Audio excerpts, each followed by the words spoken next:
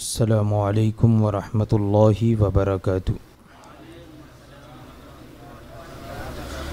نحمده ونصلي ونسلم على رسوله الكريم، اما بعد فاعوذ باللہ من الشیطان الرجیم، بسم اللہ الرحمن الرحیم۔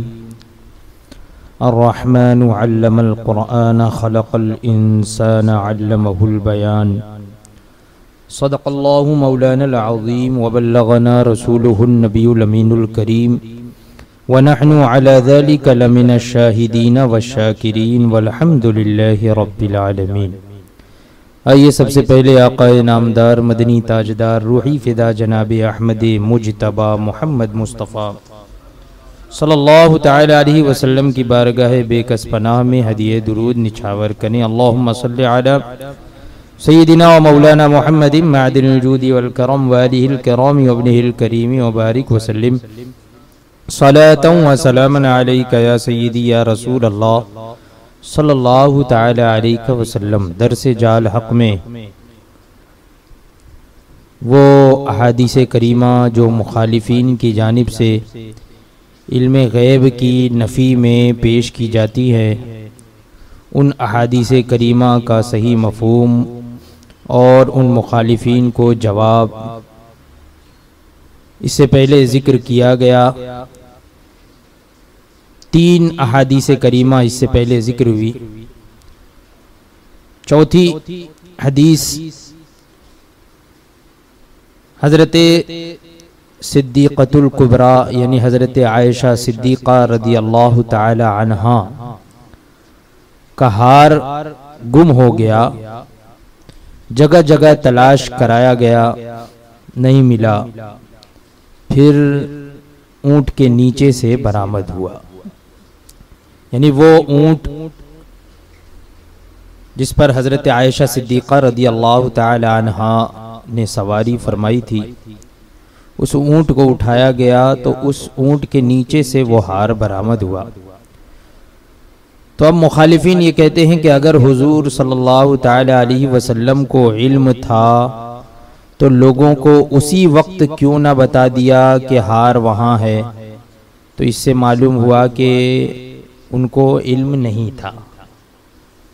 اس کا جواب ارشاد فرماتے ہیں کہ اس حدیث سے نہ بتانا معلوم ہوا کہ حضور نے بتایا نہیں، نہ بتانا معلوم ہوا، نہ کہ نہ جاننا۔ جاننے کی نفی نہیں ہو رہی ہے بلکہ بتانے کی نفی ہو رہی ہے۔ حضور اقدس صلی اللہ تعالی علیہ وسلم نے بتایا نہیں تو اس سے یہ لازم نہیں آتا کہ حضور جانتے بھی نہیں تھے، یہ چیز لازم نہیں آتی۔ اور نہ بتانے سے صدہا حکمتیں ہوتی ہیں، بہت سی حکمتیں ہوتی ہیں جس کے سبب انسان بتاتا نہیں ہے، جانتا ہے لیکن بہت سی حکمتیں ایسی ہوتی ہیں اس کی وجہ سے بتایا نہیں جاتا اسے۔ بعض حضرات نے چاند کے گھٹنے بڑھنے کا سبب دریافت کیا، رب تبارک و تعالی نے نہ بتایا، اللہ تبارک و تعالی نے نہیں بتایا۔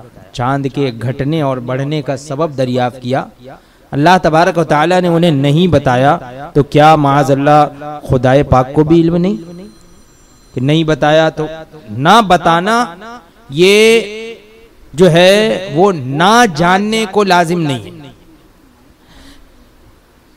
تو مرضی الہی یہ تھی، اللہ تبارک و تعالی کی رضا یہ تھی کہ صدیقہ کا ہار گم ہو، مسلمان اس کی تلاش میں یہاں رک جائے۔ وہ لمبی حدیث ہے کہ وہاں پر پانی وغیرہ کچھ نہیں تھا، ایسی جگہ پر لوگوں نے پڑاؤ ڈالا۔ اب نماز کا وقت جو ہے وہ ابھی کافی تھا، تو لوگوں نے سوچا کہ یہاں پہ کچھ دیر پڑاؤ ڈالا جائے، آرام کیا جائے، پھر یہاں سے کچھ دن ڈھل جائے تو یہاں سے نکلیں گے۔ لیکن جب نکلنے کا وقت آیا تو حضرت عائشہ صدیقہ رضی اللہ تعالی عنہا کا ہار گم ہو گیا، تلاش کرنے پر نہیں مل رہا، اور وہاں پر پانی وغیرہ بھی نہیں تھا، کہ لوگ وضو کریں، نماز پڑھے، اور لوگ ہار تلاش کرتے رہ گئے. اس کی وجہ سے وقت بھی جانے لگا، لوگ پریشان ہو گئے کہ کیا کیا جائے، کیونکہ وضو کے لیے تو پانی ہے نہیں. تو فرماتے ہیں کہ یہ مرضی الہی تھی کہ صدیقہ رضی اللہ تعالی عنہا کا ہار گم ہو، مسلمان اس کی تلاش میں یہاں رک جائیں، ظہر کا وقت آ جائے، پانی نہ ملے، تب حضور علیہ السلام سے عرض کیا جائے کہ اب کیا کریں. یعنی صحابہ کرام نے عرض کی کہ اب کیا کیا جائے، پانی تو ہے نہیں، ظہر کا وقت ہے. تب یہ آیت تیمم نازل ہو، جس سے حضرت صدیقہ رضی اللہ تعالی عنہا کی عظمت قیامت تک کے مسلمان معلوم کر لیں کہ ان کے طفیل ہم کو تیمم کا حکم ملا. یعنی انہی کی وجہ سے تیمم کا حکم ملا. اب تک تیمم کا حکم آیا نہیں تھا، وضو کر کے ہی نماز پڑھی جاتی تھی.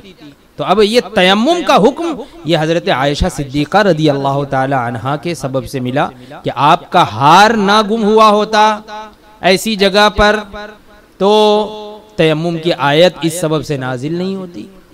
تو اللہ تبارک و تعالی نے سبب بنایا تیمم کے حکم کا حضرت عائشہ صدیقہ رضی اللہ تعالی عنہا کے ہار کو. اگر اسی وقت ہار بتا دیا جاتا تو آیت تیمم کیوں نازل ہوتی؟ رب کے کام اسباب سے ہوتے ہیں، رب کے تمام کام یہ اسباب سے ہوتے ہیں. اب تعجب ہوتا ہے کہ جو آنکھ قیامت تک کے حالات کو مشاہدہ کرے، اس سے اونٹ کے نیچے کی چیز کس طرح چھپی رہ سکتی ہے، کس طرح مخفی ہے. حضور اقدس صلی اللہ تعالی علیہ وسلم کی وہ نظر رحمت کہ وہ آنکھ جو قیامت تک کے حالات کو مشاہدہ کر لے تو اس سے اونٹ کے نیچے کی چیز کیسے مخفی ہے، چھپی رہ سکتی ہے. شان محبوب صلی اللہ تعالی علیہ وسلم پہچاننے کی اللہ تبارک و تعالی ہمیں توفیق عطا فرمائے. پانچویں حدیث جو یہ علم غیب کی نفی میں پیش کرتے ہیں وہ مشکات شریف باب الحوض والشفاعہ صفحہ نمبر 27 میں ہے کہ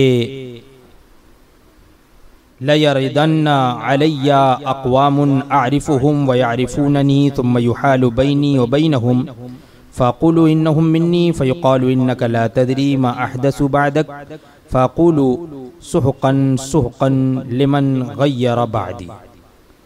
کہ حوض پر ہمارے پاس کچھ قومیں آئیں گی، حضور فرماتے ہیں حوض پر، حوض کوثر پر ہمارے پاس کچھ قومیں آئیں گی جن کو ہم پہچانتے ہیں اور وہ ہم کو پہچانتے ہیں، پھر ہمارے اور ان کے درمیان آڑ کر دی جائے گی.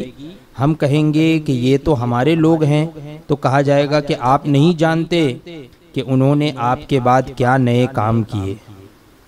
پس ہم فرمائیں گے کہ دوری ہو دوری ہو اس کو جو میرے بعد دین بدلے. تو اب یہاں اس حدیث کو پیش کر کے مخالفین یہ کہتے ہیں کہ اس سے معلوم ہوا کہ حضور علیہ السلام کو قیامت میں بھی اپنے پرائے اور مومن اور کافر کی پہچان نہیں ہوگی، کیونکہ آپ مرتدین کو فرمائیں گے کہ یہ میرے صحابہ ہیں اور ملائکہ عرض کریں گے کہ آپ نہیں جانتے. تو اس کا جواب یہ ہے کہ حضور علیہ السلام کا ان کو صحابی کہنا یہ طعن کے طور پر ہوگا، طعن کے طور پر، طعنہ دینے کے طور پر. صحابی کہنا یہ حضور کا، ان کو صحابی کہنا یعنی حضور اقدس صلی اللہ تعالی علیہ وسلم کے زمانے اقدس میں جو لوگ تھے اور جو ایمان لائے اور ایمان لانے کے بعد وہ منافقین جو مرتد ہو گئے، تو حضور نے صحابی حضور جو صحابی فرمائیں گے اس وقت وہ طعن کے طور پر، طعنے کے طور پر ہوگا کہ ان کو آنے دو، یہ تو ہمارے بڑے مخلص صحابہ ہیں. یعنی طعنہ کے طور پر، یار آنے دو، یہ تو بہت ہمارے مخلص ہیں. جیسے ہوتا ہے نا کسی دشمن کو کہا جاتا ہے کہ ہاں یہ تو میرا بڑا گہرا دوست ہے، آنے دو آنے دو. تو یہ طعن کے طور پر کہ یہ تو ہمارے بڑے مخلص صحابہ ہیں. اور ملائکہ کا یہ عرض کرنا کہ ان کو سنا کر غمگین کرنے کے لیے ہوگا، یعنی ملائکہ جو یہ عرض کریں گے کہ آپ ان کو نہیں جانتے، تو یہ ان کو سنا کر غمگین کرنے کے لیے ہوگا. وہ جو مرتد ہوں گے تو ان کو یہ بات سنا کر ان کو غمگین کرنے کے لیے ہوگا، ورنہ ملائکہ نے ان کو یہاں تک آنے ہی کیوں دیا؟ آنے ہی نہیں دیتے پہلے ہی. یہاں تک وہ لوگ آئے کیوں حوض کوثر تک؟ پھر اس کے بعد آڑ کی گئی. یہاں تک آنے ہی کیوں دیا؟ ملائکہ نے یہاں تک آنے دیا، پھر اس کے بعد ان کو دور کیا. تو یہ کس وجہ سے ہے؟ یہ اسی لیے تاکہ ان کو بتایا جائے کہ تم نے کیا پایا اور کیا چھوڑا.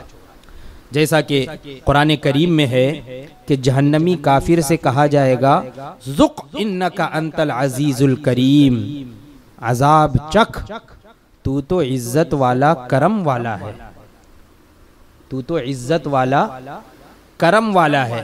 تو اب یہاں پر کیا عزت والا اور کرم والا ہے؟ تو کیا واقعی وہ عزت والا یا کرم والا ہے؟ قرآن کریم میں ان جہنمیوں کے بارے میں ارشاد ہوا کہ انکا انت العزیز الکریم، کہ تو تو عزت والا اور کرم والا ہے. تو یہاں پر یہ طعن کے طور پر کہ تم دنیا میں بڑے عزت دار بنتے تھے، بڑے کرم نواز بنتے تھے، آج چکھو عذاب. تو حضرت ابراہیم علیہ السلام نے سورج کو دیکھ کر فرمایا تھا ھذا ربی، کہ یہ میرا رب ہے. پھر غور کی بات تو یہ ہے کہ آج تو حضور علیہ السلام اس سارے واقعے کو جانتے ہیں. یعنی حضرت ابراہیم علیہ السلام نے سورج کو دیکھ کر فرمایا تھا یہ میرا رب ہے. تو یہاں قرآن پاک میں جو اس واقعے کا ذکر ہے وہ آزر کے ساتھ حضرت ابراہیم علیہ السلام نے فرمایا تھا. کیوں؟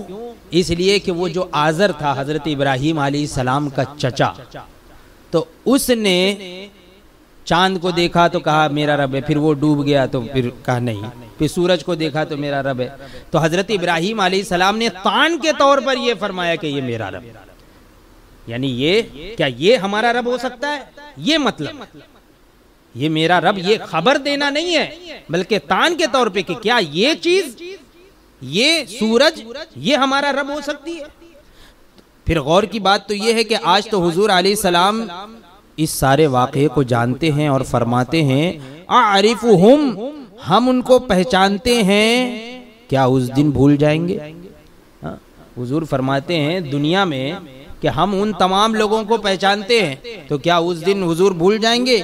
نیز قیامت کے دن مسلمانوں کی چند علامات ہوں گی، جیسے کہ حدیث پاک کی روشنی سے پتہ چلتا ہے کہ اعضائے وضو کا چمکنا یہ مومنوں کی پہچان ہوگی، کہ اعضائے وضو چمکتے ہوں گے، چہرہ نورانی ہونا، یوم تبیض وجوہ و تسود وجوہ، کہ اس دن جو ہے وہ چہرے چمکتے ہوں گے، اور جو ہے کچھ لوگوں کے چہرے جو ہے وہ بالکل تاریک ہوں گے.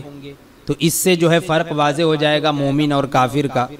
داہنے ہاتھ میں نامہ اعمال کا ہونا یہ علامت ہوگی مومن اور کافر کی اس وقت.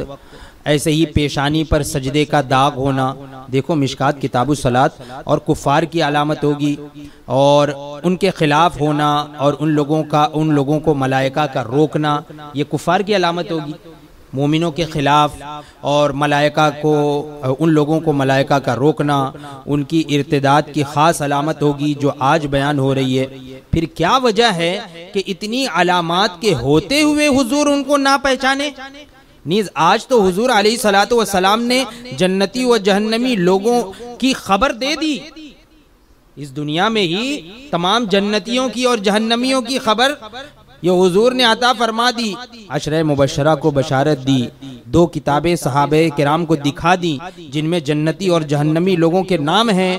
وہاں نہ پہچاننے کا کیا مطلب ہو سکتا ہے؟ پھر کیسے ہو سکتا ہے کہ وہاں پہ حضور نہ پہچانے؟ کیا معنی؟ حضور علیہ السلام کو تمام مخلوقات سے زیادہ علم ہے. پھر ملائکہ کو تو خبر ہے کہ یہ مرتد ہیں اور حضور کو خبر نہیں. رب تبارک و تعالی فرماتا ہے کہ یعرف المجرمون بسیماہم، کہ مجرمین جو ہے وہ اپنے پیشانیوں سے، اپنے چہروں سے ہی جو ہے وہ پہچان لیے جائیں گے، یعنی چہرہ دیکھتے ہی پہچان لیے جائیں گے. نیز فرماتا ہے سیماہم فی وجوہہم من اثر السجود، جو مومن ہوں گے تو ان کے چہرے چمکتے ہوں گے، اثر سجود سے ان کی پیشانیاں چمکدار ہوں گی. تو معلوم ہوا کہ قیامت میں نیک اور بد لوگوں کی علامات یہ چہروں پر ہوگی. تو چہرہ خود ہی گواہی دے رہا ہوگا اس وقت تو کہ یہ کافر ہے کہ مومن ہے. تو حضور کیسے نہیں جانیں گے؟ حضور کیسے نہیں جانیں گے؟ تو یہاں پتہ یہ چلا کہ حضور کا یہ فرمانا یہ بطور طعن ہے، طعن کے طور پر ہے کہ یہ میرے صحابہ ہیں، آنے دو ان کو، یہ میرے صحابہ ہیں، یہ طعن کے طور پر۔ مشکات باب الحوض والشفاعہ صفحہ نمبر 390 میں ہے کہ جنتی مسلمان جہنمی مسلمانوں کو نکالنے کے لیے جہنم میں جائیں گے اور ان کی پیشانی کے داغ سجدہ دیکھ کر ان کو جل چکنے کے بعد نکالیں گے اور ان سے فرمایا جائے گا کہ فمن وجدتم فی قلبہ مثقال ذرۃ من خیر فاخرجوہ، کہ جس کے دل میں رائی کے برابر ایمان پاؤ اس کو نکال لے جاؤ۔ دیکھو جنتی مسلمان دوزخی مسلمانوں کے دل کے ایمان کو بھی پہچان رہے ہیں۔ جب ایک مسلمان عام مسلمان پہچان رہا ہے جنتی مسلمان، یہ جہنمی مسلمانوں کو پہچان رہے ہیں، کیونکہ جو مسلمان رہے گا تو وہ ہمیشہ ہمیشگی والی جہنم میں نہیں رہے گا، بلکہ جتنا عذاب ہونا ہوگا اسے عذاب دیا جائے گا، پھر اس کے بعد وہ جنت میں آ جائے گا۔ تو حدیث پاک میں ہے کہ جنتی مسلمانوں سے کہا جائے گا کہ جاؤ اور انہیں پہچانو اور ان کو نکال کر لے آؤ۔ تو یہاں جنتی مسلمان جہنمی مسلمانوں کو پہچان لیں گے کہ کون مسلمان ہے جہنمیوں میں اور کون جہنمیوں میں کافر ہے۔ یہ جب جنتی مسلمان پہچان لیں گے تو حضور کیسے نہیں پہچان لیں گے؟ تو یہ کہ دیکھو جنتی مسلمان دوزخی مسلمانوں کے دل کے ایمان کو پہچانتے ہیں، بلکہ یہ بھی جانتے ہیں کہ کس کے دل میں کس درجے کا ایمان ہے، دینار کے برابر یا ذرے کے برابر۔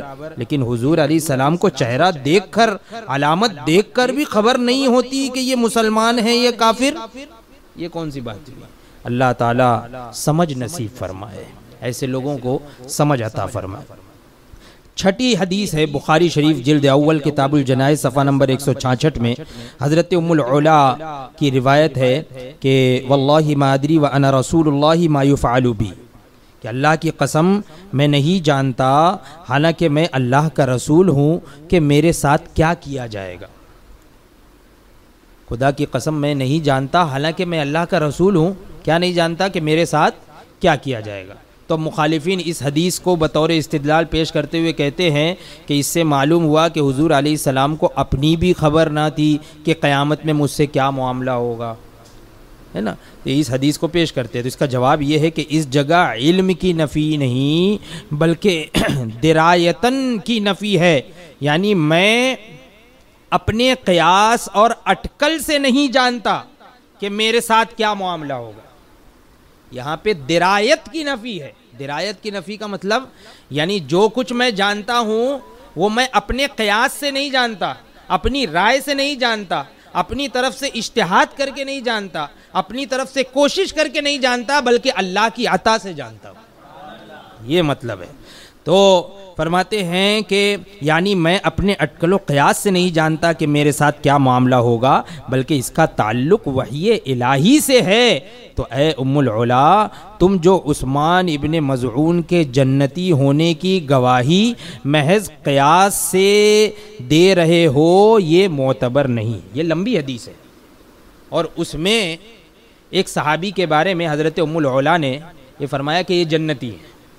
تو ان کے جواب میں حضور اقدس صلی اللہ تعالی علیہ وسلم نے ایسا فرمایا، یہ جملہ فرمایا کہ تم قیاس سے کہہ رہے ہو، تم کیسے یقین کے ساتھ کہہ سکتے ہو کہ جنتی ہے کہ نہیں ہے؟ اپنا قیاس اس چیز میں مت لگاؤ، کیونکہ میں بھی جو ہے وہ جو باتیں اپنے بارے میں بھی کہتا ہوں تو اپنے قیاس سے نہیں کہتا ہوں بلکہ وحی الہی سے کہتا ہوں۔ یہ مطلب ہوا۔ تو اس غیب کی خبروں میں تو انبیاء کرام بھی قیاس نہیں فرماتے، ورنہ مشکات باب فضائل سید المرسلین میں ہے کہ ہم اولاد آدم کے سردار ہیں، اس روز لواء الحمد ہمارے ہاتھ میں ہوگا، آدم و آدمیان ہمارے جھنڈے کے نیچے ہوں گے۔ تو اب یہ اس حدیث کی مطابقت کس طرح کی جائے گی؟ یعنی یہ بھی تو حدیث حضور نے ہی ارشاد فرمائی کہ اس روز لواء الحمد ہمارے ہاتھ میں ہوگا اور اس جھنڈے کے نیچے تمام انسان ہوں گے۔ تو حضور خود اپنے بارے میں یہ ارشاد فرما رہے ہیں، تو اب اس کا جواب کیا دو گے؟ اگر تم اس حدیث سے یہ استدلال کرتے ہو کہ حضور خود فرما رہے ہیں کہ میرے ساتھ کیا ہوگا قیامت کے دن یہ میں نہیں جانتا، تو دوسری حدیث میں تو حضور خود فرما رہے ہیں کہ میں ہی سب کی شفاعت فرمانے والا ہوں، میرے ہاتھ میں لواء الحمد ہوگا، تو اس کا کیا جواب دو گے؟ پتہ یہ چلا کہ وہاں پر جو مراد ہے وہ یہ کہ میں جو بھی کہتا ہوں وہ اپنے قیاس سے نہیں کہتا بلکہ وحی الہی سے کہتا ہوں۔ 7ویں حدیث بخاری شریف جلد 2 کتاب المغازی، باب حدیث افک میں ہے کہ حضرت صدیقہ رضی اللہ تعالی عنہا کو تہمت لگی، حضرت عائشہ صدیقہ رضی اللہ تعالی عنہا پر تہمت لگائی گئی، اور قرآن پاک میں سورہ نور میں اللہ تبارک و تعالی نے تقریباً 10 آیات کریمہ آپ کی برات پر نازل فرمائی، حضرت عائشہ صدیقہ رضی اللہ تعالی عنہا کی برات میں۔ تو بخاری شریف میں ہے کہ حضرت صدیقہ رضی اللہ تعالی عنہا کو تہمت لگی، آپ اس میں پریشان تو رہے، حضور اقدس صلی اللہ تعالی علیہ وسلم پریشان تو رہے، مگر بغیر وحی آئے ہوئے کچھ نہ فرما سکے کہ یہ تہمت صحیح ہے یا غلط، اگر علم غیب ہوتا تو پریشانی کیسی؟ یہ مخالفین کہتے ہیں کہ وہ پریشان تھے حضور، تو اس کا مطلب یعنی حضور وحی کے انتظار میں تھے اور اپنی طرف سے کچھ نہ فرما سکے کہ یہ جو لوگ تہمت لگا رہے حضرت عائشہ پر یہ صحیح ہے یا غلط ہے، تو اگر حضور کو علم غیب ہوتا تو پھر پریشانی کیسی، اور اتنے روز تک خاموشی کیوں فرمائی حضور نے؟ یہ اعتراض کرتے۔ تو اس کا جواب یہ ہے کہ اس میں بھی وہی جواب کہ اس میں بھی نہ بتانا ثابت ہے، نہ جاننا نہیں ثابت ہو رہا، بلکہ حضور نے بتایا نہیں، اس سے یہ ثابت نہیں ہوتا کہ حضور جانتے نہیں تھے کہ حضرت عائشہ صدیقہ پاک دامن ہے، یہ تہمت، یہ غلط تہمت، جھوٹی تہمت حضرت عائشہ صدیقہ رضی اللہ تعالی عنہا پر باندھی جا رہی ہے، تو اس سے یہ ثابت نہیں ہوتا کہ حضور جانتے نہیں تھے، اس میں بھی نہ بتانا ثابت ہے، نہ کہ نہ جاننا، نہ بتانے سے نہ جاننا لازم نہیں آتا۔ خود رب نے بھی بہت روز تک ان کی عصمت کی آیات نہ اتاری، اللہ تبارک و تعالی نے بھی کئی دنوں تک حضرت عائشہ صدیقہ رضی اللہ تعالی عنہا کے پاک دامنی کے ثبوت میں آیت کریمہ نازل نہیں فرمائی۔ تو کیا مطلب معاذ اللہ کو بھی معلوم نہیں تھا اتنے دن تک؟ اگر ایسا ہی تھا تو فوراً آیت نازل ہو جاتی، اتنے دنوں تک آیت کریمہ نازل نہیں فرمائی اللہ تبارک و تعالی نے، تو آپ اگر اس حدیث سے یہ استدلال کرتے ہو کہ حضور کو معلوم نہیں تھا اسی لیے حضور خاموش رہے، تو اللہ تبارک و تعالی نے بھی تو اتنے دنوں تک آیت کریمہ نازل نہیں فرمائی، تو اس سے آپ کیا کہو گے؟ کیا کہو گے اس سے؟ ان کی عصمت کی آیات نہ اتاری تو کیا رب کو بھی خبر نہیں تھی؟ نیز بخاری کی اسی حدیث میں ہے کہ ما علمت علی اہلی الا خیرا، حضور فرماتے ہیں کہ میں اپنی بیوی کی پاک دامنی ہی جانتا ہوں، یعنی میں نہیں جانتا مگر اپنی بیوی کی پاک دامنی، یعنی میں جانتا تھا کہ میری بیوی پاک دامن ہے، جس سے معلوم ہوتا ہے کہ علم ہے، وقت سے پہلے اظہار نہیں۔ علم تو تھا لیکن اظہار کا ایک وقت تھا، اللہ تبارک و تعالیٰ کے حکم کا انتظار تھا کہ اللہ تبارک و تعالیٰ جب حکم فرمائے اس وقت اس کا اظہار کیا جائے۔ ایک ہوتا ہے علم اور ایک ہوتا ہے اس کو ظاہر کرنا، تو علم بتایا نہیں یہ تو اس وقت ثابت ہوتا ہے، لیکن جانتے نہیں تھے یہ ثابت نہیں، اور یہ تو ہو سکتا ہی نہیں کہ نبی اکرم صلی اللہ تعالی علیہ وسلم کو حضرت عائشہ پر بدگمانی ہوئی ہو، ایسا تو کوئی سوچ بھی نہیں سکتا کہ حضور صلی اللہ تعالی علیہ وسلم کو حضرت عائشہ صدیقہ رضی اللہ تعالی عنہا پر بدگمانی ہوئی ہو، ہے نا، کہ ہاں ہو سکتا ہے، ایسا تو معاذ اللہ ہم سوچ بھی نہیں سکتے، کیونکہ رب تبارک و تعالی نے مسلمانوں کو عتاباً فرمایا کہ لولا اذ سمعتموہ ظن المؤمنون والمؤمنات بانفسہم خیرا وقالوا ھذا افک مبین، یعنی مسلمان مردوں اور عورتوں نے اپنے دلوں میں نیک گمانی کیوں نہ کی اور فوراً کیوں نہ کہا کہ یہ کھلا ہوا بہتان ہے، نیک گمانی کیوں نہ کی، تو اس سے یہ پتہ چلتا ہے کہ اللہ تبارک و تعالی نے وہ مومنین اور مومنات جو کچھ جانتے تھے لیکن کچھ کسی طریقے کا وہم دل میں رکھتے تھے، تو ان لوگوں کی اللہ تبارک و تعالی نے سرزنش فرمائی۔ اگر حضور بھی معاذ اللہ بدگمانی رکھتے تو اس آیت کے تحت تو حضور بھی آ جاتے، تو اللہ تبارک و تعالیٰ نے یہ نہیں فرمایا، حضور کو مخاطب نہیں فرمایا۔ تو اس سے یہ پتہ چلا کہ حضور اقدس صلی اللہ تعالی علیہ وسلم حضرت عائشہ صدیقہ رضی اللہ تعالی عنہ کے بارے میں بدگمانی نہیں رکھتے تھے، یعنی یہ سوچتے نہیں تھے کہ ہاں ایسا ہو سکتا ہے، یہ صحیح ہے۔ کیوں؟ اس لیے کہ اللہ تبارک و تعالیٰ خود ارشاد فرماتا ہے کہ کیوں نہ کہا فوراً کہ یہ کھلا ہوا بہتان ہے۔ ان لوگوں نے کیوں نہیں کہا، یعنی مسلمانوں نے۔ حضور اقدس صلی اللہ تعالی علیہ وسلم نے، اب یہ پتہ کیا چلا اس سے، اس آیات کریمہ سے یہ پتہ چلا کہ حضور بھی اتنے دنوں تک خاموش رہے اور اتنے دنوں تک آیات کریمہ نازل نہیں ہوئی۔ یہ کس لیے؟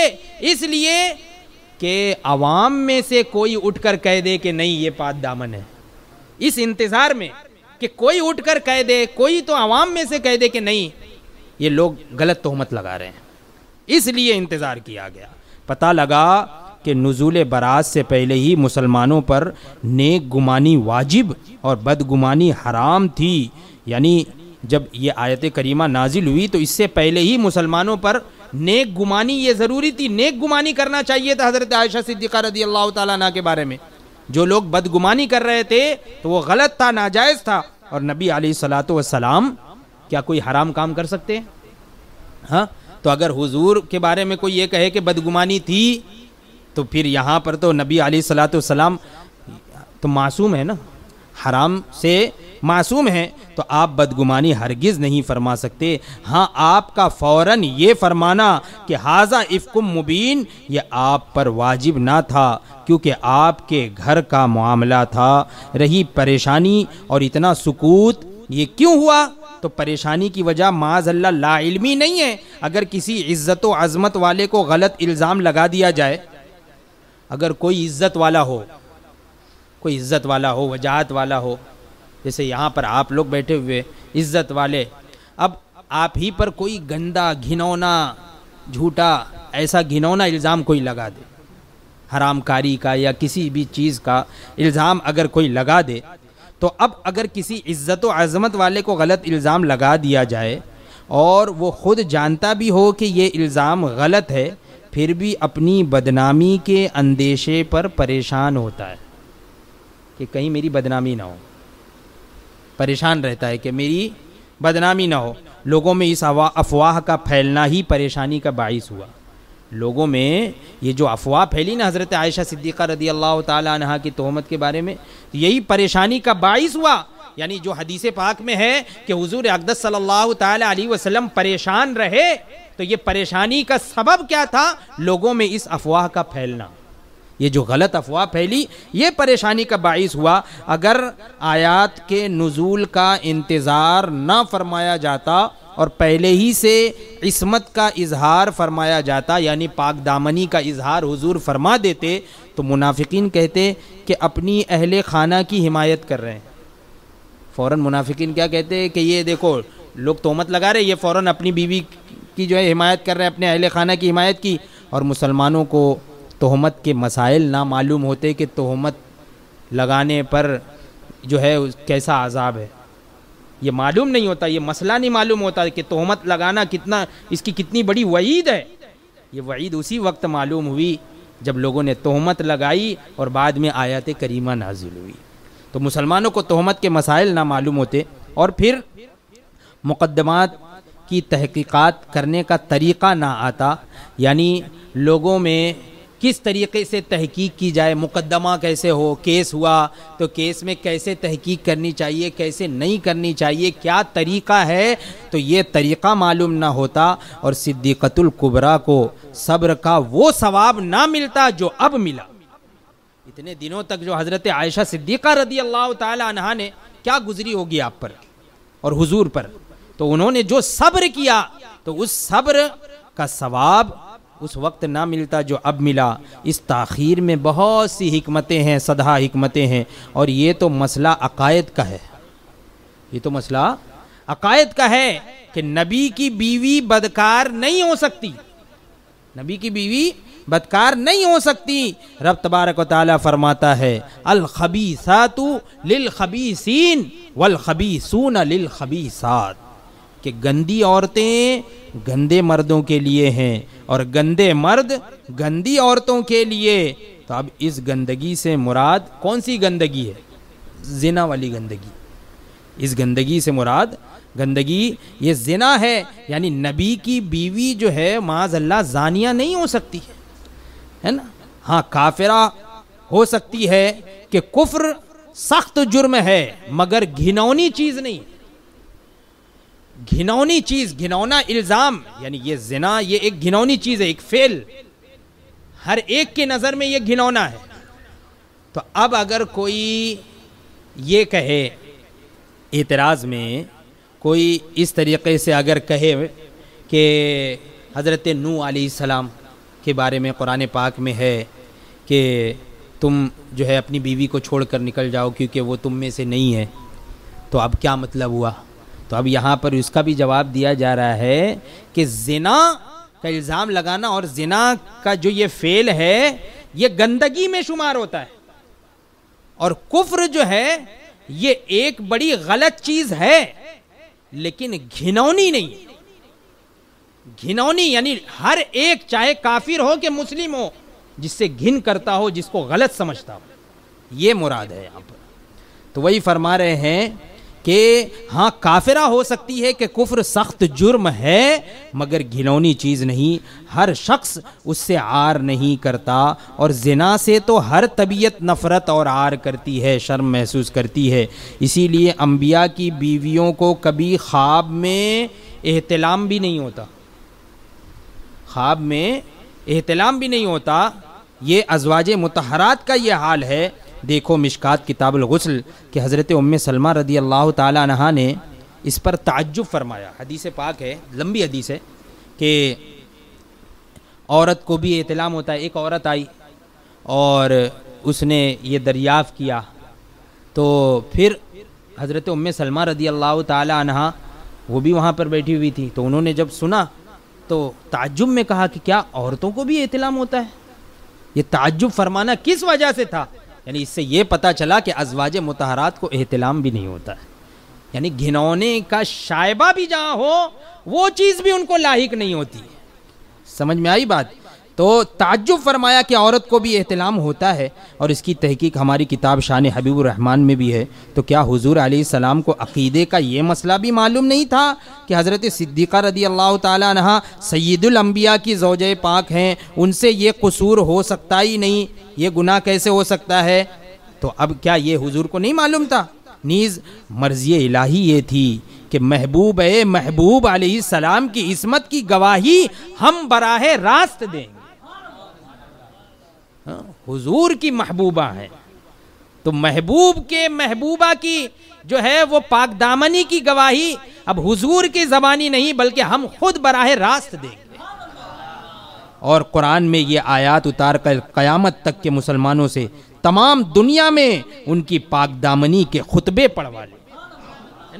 آج بھی کچھ لوگ ہیں جو حضرت عائشہ صدیقہ رضی اللہ تعالی عنہا پر کیچڑ اچھالتے ہیں، قیامت تک کے لیے ان کا جواب ہو گیا قرآن پاک کی آیات کہ نمازی نمازوں میں ان کی عفت کے گیت گائیں۔ ارے نماز پڑھیں گے، نماز میں بھی قرآن کی وہ آیات کریمہ تو پڑھیں گے نا، تو قرآن کریم میں وہ آیات کریمہ جو حضرت عائشہ صدیقہ رضی اللہ تعالی عنہا کے پاک دامنی کا ثبوت ہے۔ ہاں تو نمازی نماز میں ان کی عفت کے گیت گائیں۔ اب اگر حضور علیہ السلام خود ہی بیان فرما دیتے تو یہ خوبیاں حاصل نہ ہوتی۔ غرضے کے علم تو تھا لیکن اظہار نہیں تھا، حضور کو علم تھا لیکن حضور نے اظہار نہیں فرمایا۔ لطف یہ ہے کہ یوسف علیہ السلام کو زلیخا نے تہمت لگائی تو رب تبارک و تعالیٰ نے ان کی صفائی خود بیان نہ فرمائی۔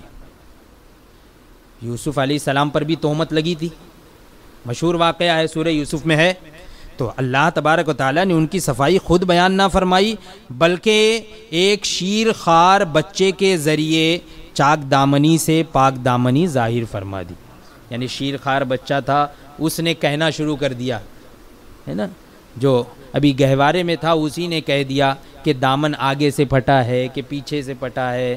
اگر آگے سے پھٹا ہے تو حضرت یوسف علیہ السلام کی غلطی ہے، اور اگر پیچھے سے پھٹا ہے تو زلیخا کی غلطی ہے. اس طریقے سے اس شیر خوار دودھ پیچھے پیتے بچے نے پاک دامنی کو ظاہر فرمایا. حضرت مریم کو تہمت لگی تو شیر خوار حضرت عیسیٰ روح اللہ سے ان کی عصمت ظاہر کی. جب حضرت مریم رضی اللہ تعالی عنہا حمل سے ہوئی، لوگوں نے تہمت لگائی کہ تمہاری شادی نہیں ہوئی، نکاح نہیں ہوا، یہ کہاں سے آ گیا، یہ تہمت لگائی. تو حضرت عیسیٰ علیہ السلام جو ابھی گود میں تھے، دودھ پیتے، ابھی اسی وقت آپ نے فرمایا قال انی عبد اللہ. قرآن پاک میں بھی ہے نا کہ میں اللہ کا بندہ ہوں. تو ان کی عصمت حضرت عیسیٰ علیہ السلام نے ظاہر فرمائی. مگر محبوب علیہ السلام کی محبوبہ زوجہ کو الزام لگا تو کسی بچے یا فرشتے سے عصمت کی گواہی نہ دلوائی گئی، بلکہ یہ گواہی خود خالق نے دی، اور اس گواہی کو قرآن کا جز بنا دیا تاکہ یہ گواہی ایمان کا رکن بنے اور مخلوق کو حضور علیہ الصلاۃ والسلام کی محبوبیت کا پتہ چل جائے. ہے نا، حضور کی محبوبیت کس درجے کی ہے اس کا پتہ چلے. تو ایک نوٹ کرنے والی بات یہ ہے تنبیہ کہ ایک ہے جہالت، ایک جہل ہے، اور ایک نسیان ہے. نسیان کا مطلب ہوتا ہے بھولنا. ایک ہوتا ہے جہالت مطلب یعنی ہم نے سیکھا ہی نہیں تو وہ جاہل ہے، یعنی شروع سے ہی ہم نے وہ کچھ سیکھا ہی نہیں، علم حاصل ہی نہیں کیا، تو یہ ہے جہل. اور ایک ہے نسیان، یعنی علم حاصل کر کے بھول جانا، اس کو کیا کہیں گے؟ نسیان.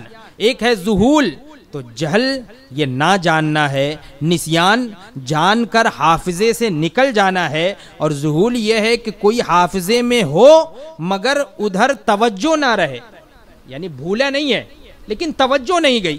ہے نا، ایک شخص نے قرآن نہ پڑھا، دوسرے نے حفظ کر کے بھلا دیا، تیسرا شخص حافظ کامل ہے، اگر کسی وقت کوئی آیت اس سے پوچھی بتا نہ سکا، توجہ نہ رہی، تو یہ مطلب نہیں کہ تم حافظ ہی نہیں رہے. بھئی توجہ نہیں ہے تو بتا نہیں پایا، یہ مطلب نہیں ہے کہ تم بھول گئے، نہیں، بلکہ ابھی توجہ نہ رہی. تو پہلا تو قرآن سے جاہل، دوسرا بھولنے والا یعنی ناسی، اور تیسرا زاہل ہوا. انبیاء کرام کو بعض وقت کسی خاص چیز کا نسیان ہو سکتا ہے مگر بعد میں اس پر قائم نہیں رہتے، یعنی ہمیشگی کے لیے یہ نسیان نہیں رہتا. قرآن کریم سیدنا آدم علیہ السلام کے لیے فرماتا ہے فنسیا ولم نجد لہ عزما، وہ بھول گئے، ہم نے ان کا قصد نہ پایا. حضرت آدم علیہ السلام کی نظر لوح محفوظ پر تھی، تو یہ تمام واقعات پیش نظر تھے، مگر ارادے الہی کہ کچھ مدت کے لیے نسیان ہو گیا تھا. حضرت آدم علیہ السلام کو کچھ مدت کے لیے نسیان ہو گیا تھا. قیامت میں شفیع کی تلاش میں سارے مسلمان، جن میں محدثین، مفسرین، فقہا سب ہی ہیں، انبیاء کرام کے پاس جائیں گے کہ آپ شفاعت فرمائے. وہ شفاعت نہ تو کریں گے اور نہ ہی شفیع المذنبین کا صحیح پتہ دیں گے. خیال سے فرمائیں گے کہ حضرت نوح علیہ السلام کے پاس جاؤ، وہاں جاؤ، شاید وہ تمہاری شفاعت کرے. حالانکہ دنیا میں سب کا عقیدہ تھا اور ہے کہ قیامت میں شفیع المذنبین حضور ہی ہے، یہی عقیدہ ہے نا. تو یہ ہوا کیا؟ یہ ہوا ذہول. یہ کیا ہوا؟ ذہول، یعنی یہ بات معلوم تو تھی لیکن توجہ نہیں تھی، اس وقت توجہ نہیں رہے گی اس وقت وہاں پر. تو یہ ہوا ذہول کہ ان باتوں کی طرف توجہ نہ رہی. اگر حضور صلی اللہ تعالی علیہ وسلم کسی وقت کوئی بات نہ بتائیں تو اس کی وجہ ذہول ہو سکتی ہے، یعنی ادھر توجہ کا نہ ہونا، یہ ہو سکتا ہے. بے علمی ثابت نہیں ہوگی کہ حضور کو علم ہی نہیں تھا، یہ ثابت نہیں ہوگا. رب تبارک و تعالیٰ فرماتا ہے وَإِن كُنْتَ مِن قَبْلِهِ لَمِنَ الْغَافِلِينَ، کہ محبوب اگرچہ آپ اس سے پہلے واقعہ حضرت یوسف سے بے پرواہ تھے، تو غافل فرمایا، جاہل نہیں فرمایا، غافلین فرمایا کہ بے پرواہ تھے.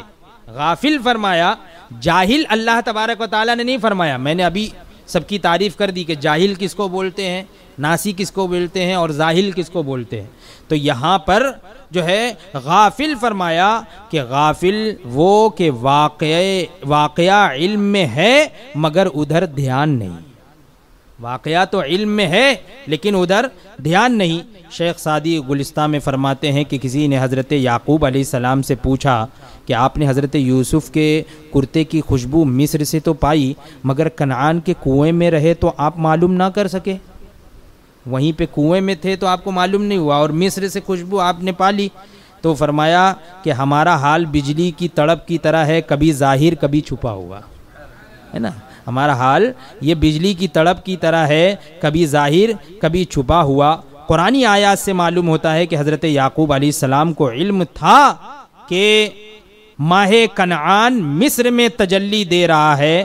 فرماتے ہیں وَأَعْلَمُ مِنَ اللَّهِ مَا لَا تَعْلَمُونَ, مجھے خدا کی طرف سے وہ باتیں معلوم ہیں جو تم کو نہیں معلوم.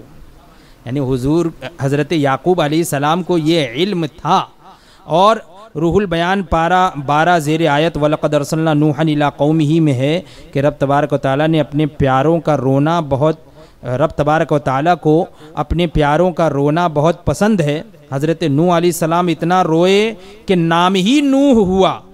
نوح نوحہ سے ہے, نوح یعنی نوحہ اور گریہ و زاری کرنے والے. حضرت یعقوب کے رونے کے لیے فراق یوسف ظاہری تھا, ورنہ ان کا رونا بلندی درجات کا سبب تھا. یعنی حضرت یوسف علیہ السلام کی جدائیگی جو ہے یہ تو ظاہری سبب تھا, ورنہ ان کا رونا یہ بلندی درجات کا سبب تھا. لہٰذا ان کا یہ رونا حضرت یوسف سے بے خبری کی وجہ سے نہیں تھا, بلکہ المجاز قنطرۃ الحقیقہ. یہ مثنوی میں ہے کہ بنیامین کو مصر میں حضرت یوسف علیہ السلام نے ایک ہیلے سے روک لیا.